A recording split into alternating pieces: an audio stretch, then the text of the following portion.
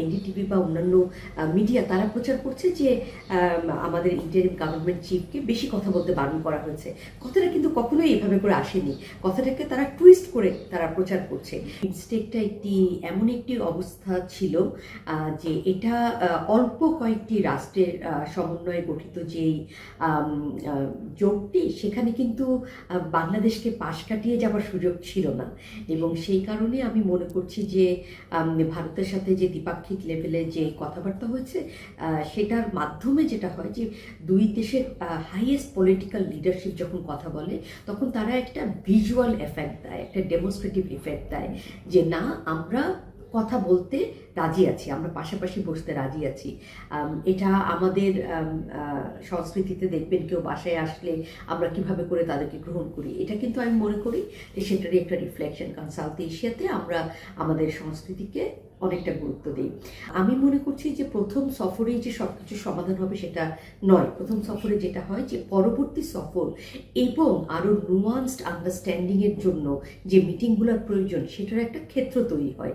কাজেই প্রথম সফরে যেটা হয় যে পারস্পরিক যে কনসার্নগুলো, যে ইস্যুগুলো, যে চ্যালেঞ্জগুলো, সেগুলো তুলে ধরা কিন্তু প্রধান কর্তব্য, যেটা আমরা দেখেছি এই মিটিংয়ে হয়েছে।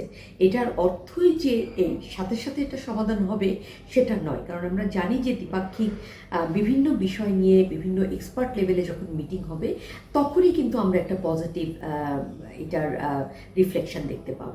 মিডিয়া কিন্তু একটা ন্যারেটিভ শেপ করে। আমি গতকালও যখন ভারতীয় মিডিয়ার সাথে কথা বলেছি তখন আমি বারবার বলেছি যে বাংলাদেশের ন্যারেটিভগুলো তারা দেখছে না কেন। তারা নিজেদের একটা ভ্রান্ত ধারণা দিয়ে তারা চলছে এবং তারা এখনও মনে করছে যে এভাবে করেই তারা হয়তো বাংলাদেশের সাথে সম্পর্ক বা বাংলাদেশকে প্রেশার ক্রিয়েট করতে পারবে। কিন্তু তারা বুঝতে পারছে না যে আন্তর্জাতিক রাজনীতির অনেক নতুন ধরনের মেরুকরণ হয়েছে, রিজিয়নাল লেভেলেও রাজনৈতিক অনেক মেরুকরণ হয়েছে।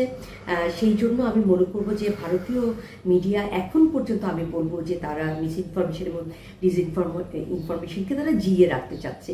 এই জন্য আপনি যদি দেখেন এনডিটিভি বা অন্যান্য মিডিয়া তারা প্রচার করছে যে আমাদের ইন্টারিম গভর্নমেন্ট চিফকে বেশি কথা বলতে বারণ করা হয়েছে। কথাটা কিন্তু কখনোই এভাবে করে আসেনি। কথাটাকে তারা টুইস্ট করে তারা প্রচার করছে এবং তাদের যেটা প্রয়োজন যে আগামী সামনে ইলেকশন আছে, তাদের ইলেকশনে তারা বুঝতে পারছে যে তাদের পররাষ্ট্রনীতির একটা বড় ভুল ছিল পূর্ববর্তী সরকারকে একদম চোখ বন্ধ করে সাপোর্ট দেওয়া। সেটাকে তারা কিভাবে করে এনকাউন্টার করবে সেটা মাথায় রেখে কিন্তু তারা তাদের এখনকার স্ট্র্যাটেজি তারা তৈরি করছে। আমার মনে হয় যদি নির্বাচনটা একটু দেরি করে হতো তাহলে হয়তো এই মধ্যবর্তী সময়ের রিলেশনশিপটা আরেকটু পজিটিভলি দেখা যেত।